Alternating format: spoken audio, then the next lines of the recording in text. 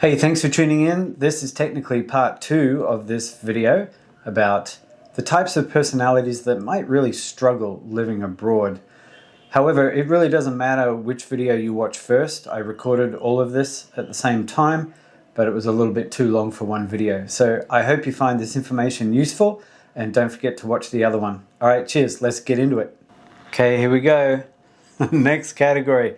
The next category of person that I'd like to talk about who might struggle with life abroad in a foreign country are people who always need to be fully understood. Now, I'm not just talking about the language barrier, although that is massive. It's a huge challenge. So if you move into a country where they don't speak English and you have to learn that language, it's gonna be much more difficult than you expect. I'm also talking about, of course I am talking about language, but I'm also talking about the cultural differences. This was a big one for me. I was very surprised at how much the cultural differences between me and the locals affect how I'm perceived, right? How they understand what I'm trying to do or what I'm trying to say. It's oftentimes not even a literal thing. You know, my Spanish is not great, but sometimes it's more than that. Like, even if they understand what I'm saying in Spanish, they don't understand why I'm asking or why I want this or why it's a problem. It's quite difficult. Sometimes you won't know, or you won't really understand that they misunderstood you until after the situation. You know, maybe you're in a taxi and you're talking to the taxi driver, and the conversation's a bit weird for a few minutes, and then you get out of the taxi and say goodbye, and then you realize, oh, okay, he thought I meant this, and then you're like, oh, that's so embarrassing, or you just feel weird about it, and there's nothing you can do. Obviously, I mean, you're probably never going to see that taxi driver again. Even if you do, you're not going to explain it to him. But that's the kind of thing I'm talking about. When somebody doesn't understand your motives or the reason why you want to do something. Let's talk briefly about the struggle of language, because it is way more difficult than you think it's going to be. Look, I've been here 4 years now, and my Spanish is still rubbish. I have never... this is easily the most difficult thing I've ever done as an adult, is to try and learn Spanish. And I mean really learn it. I don't mean just like ordering a beer. I mean like actually learning it to a point where you can have a conversation with a friend, or even make a friend who doesn't speak any English at all. That is so next level difficult. And honestly, anyone who tells you learning a language is easy is lying to you. They're just straight up lying to you. Either they're lying because they want to impress you, or they're trying to get money out of you. They're trying to sell you a course or something. I'm sure you've seen those the language courses that promise fluency in 3 months. Those are absolute garbage. There is just no way. There's no way, I'm sorry, you cannot learn a language, you cannot be fluent in 3 months. My other job here is teaching English. I teach English online. I've been doing this for 4 years now. I absolutely love it. It is the best job I've ever had. I have such good friendships with so many of my students. And anyway, I bring this up because I see people from all different countries around the world struggling to learn English, just struggling. The struggle is brutal. It's very difficult. So if you're going to move to a country where you're going to have to learn their language, be prepared for some work. This is hard work. You're not going to get by just playing around on Duolingo. that is not going to cut it. You got to work, and it's every day for the rest of your life. There's no finish, right? You're never going to be finished with your new language. You're always studying, you're always working. And even years after you move to this new place, even when your language skills are better, you're still going to be misunderstood. So if this if you think this might be difficult or frustrating for you, there's something to consider, because it might be. Next type of person that we're going to talk about who might struggle with life abroad are people who expect immediate results, and they expect things to be done professionally and on time all the time. If you if you are one of these people, wow, you are in for a shock. It's not going to be like that at all, ever, in fact. Wow. Okay, so now this applies to many of the popular countries that people from the United States or Australia, Canada, England, Ireland, the countries that these people move to, many of them have these traits, right? This much more relaxed view of customer service or professionality. In some cases, there is no such thing as customer service, absolutely nothing. And you know, it doesn't matter how angry you get and how loudly you talk at the people that you're working with and you're unhappy with. They do not respond well to that. At least here in Ecuador, they don't at all. That's just going to make them hate you, and they're going to do even less for you.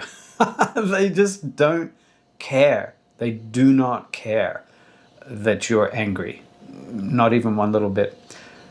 So this is going to show up anytime you are dealing with a government office or any kind of professional service. You know, if you've got to get the internet installed, any kind of service like that, it's just not going to happen. This is the culture. This is how it is here. This is part of the charm. You really have to get used to it, and you cannot let yourself get angry about it. Okay, so the next category of people we're going to talk about who might struggle with life abroad in one of these countries are people who overconsume negative information online. Right? If you know this about yourself, if you know that you're a little bit of a doom scroller, this might become somewhat of a problem for you. I met a couple of people from the United States recently who have developed a problem with this. You know, they came to Ecuador just like the rest of us, looking for a new life. And these days they scroll so much negative information. They have become so afraid of the society that they chose to move to that they won't go out, they won't do anything, they won't leave their tiny little gated community. They literally live in fear. And these people, I wonder if they even realize they've done it to themselves. You know, it is pretty easy to do, I will say. There are a couple of expat social media pages, you know, Facebook pages, who are infamous for posting these stories. Some of them post relentlessly, just every single day, multiple stories about robberies and bus crashes and even beheadings and all kinds of murders, you know, due to the cartel activity.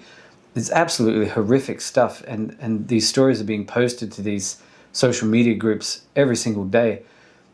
And look, I know these things are happening and people are actually dying and being murdered. If you move to a country like this, you cannot let that situation, that doom scrolling, that fear, make your life abroad much worse than it should be. Or really, in this case, in the case of these two people I met, it's essentially ruined their lives. They're terrified of the country that they have moved to.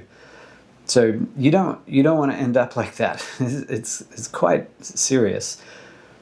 Now, I want to say I'm realistic. I'm not silly. I have not buried my head in the sand. I know that where I live right now, Guayaquil, is the most dangerous city in Ecuador. I've seen the statistics. I've seen the reports. I know what's happening here in some parts of this city. It's awful. People are suffering. I have spoken to some people who have been robbed. I have spoken to a couple of small business owners who are being extorted by the cartel right now. And it's awful. I really, really feel terrible for these people. Guayaquil is a massive city. It's something like 3.6 million people. And when you walk around the middle of the city here, you're going to see thousands of people on the street. You know, on a work day, you're going to see people in in professional, business clothes, just going about their day. They're going to meetings, they're talking on their phones, they're having lunch, people are going to restaurants, people are drinking in bars, they're sitting in the parks.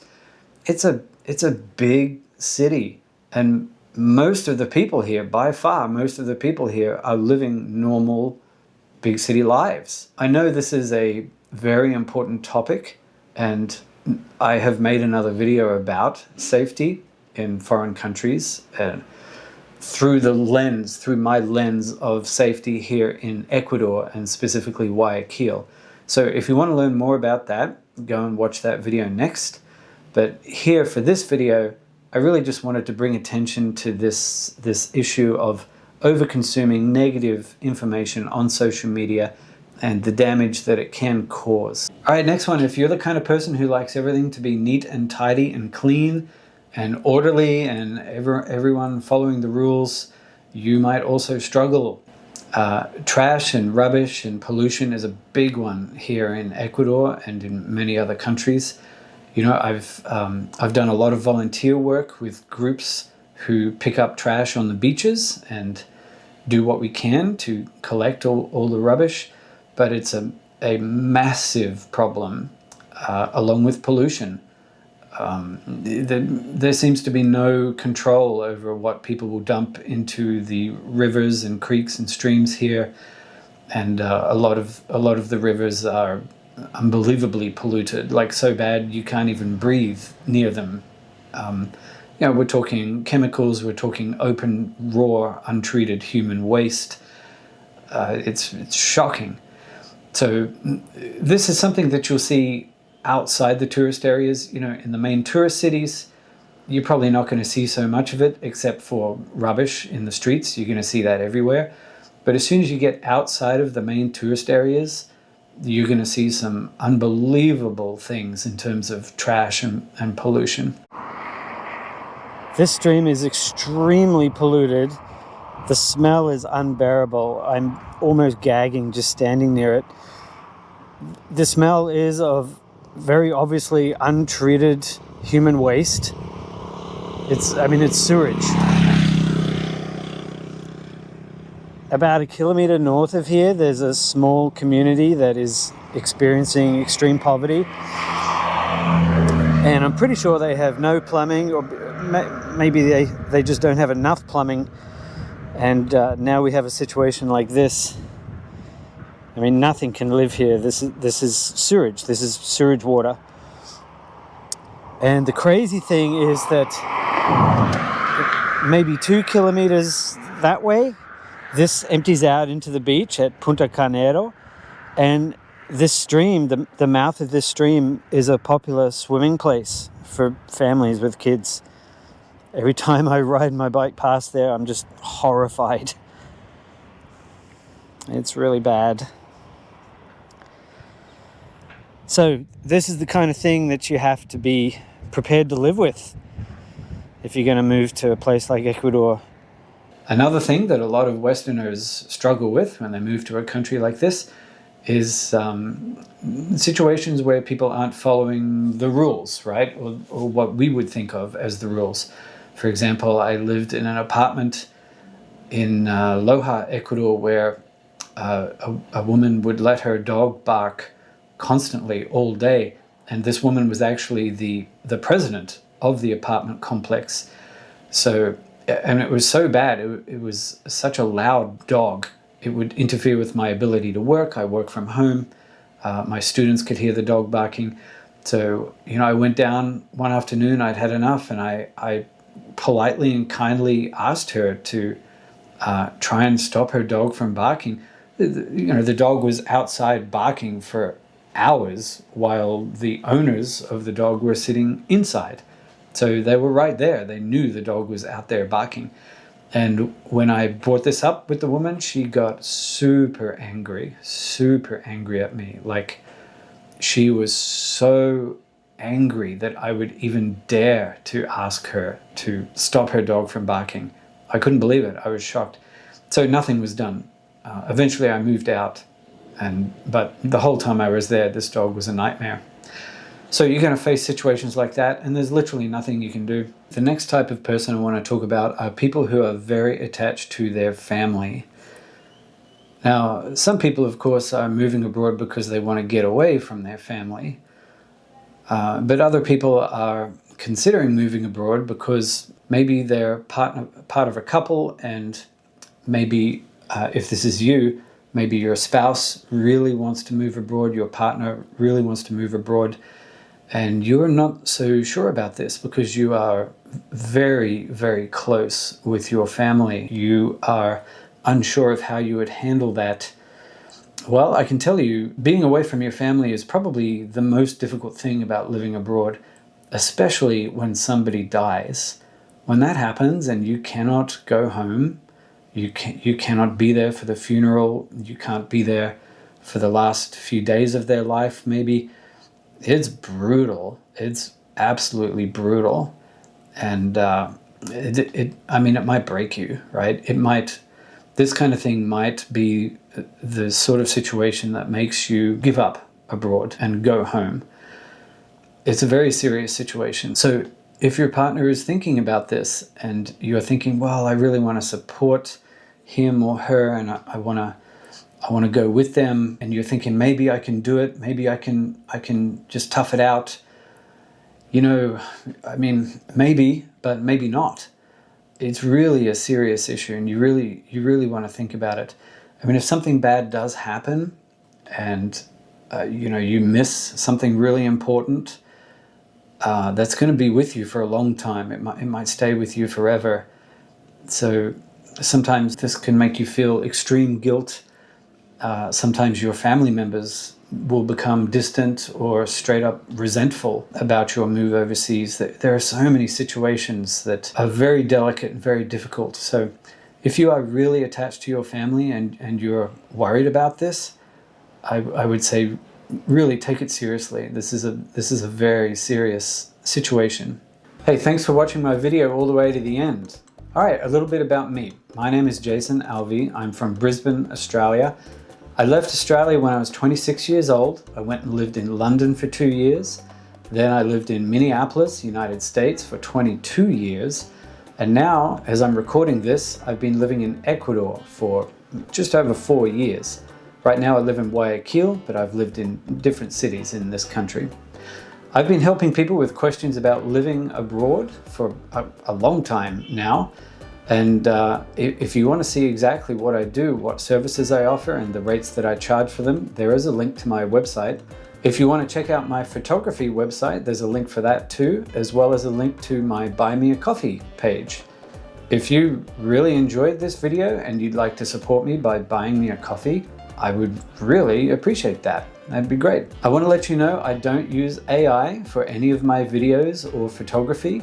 And if that is as important to you as it is to me, then I want to say thank you for supporting a person who is creative without the use of AI. If you're also a creative person who doesn't use AI, tell me what you do. Maybe I can support you too. Okay, here's the part of my video where I say something crazy. I'm going to ask you to not subscribe to my channel. That's right. Please don't subscribe to my channel unless you are really interested in moving abroad and you really want to watch some of my videos. So here's the thing, if you're maybe a friend of mine and you want to support me by giving me a subscribe, hey, that's really cool, I really appreciate it.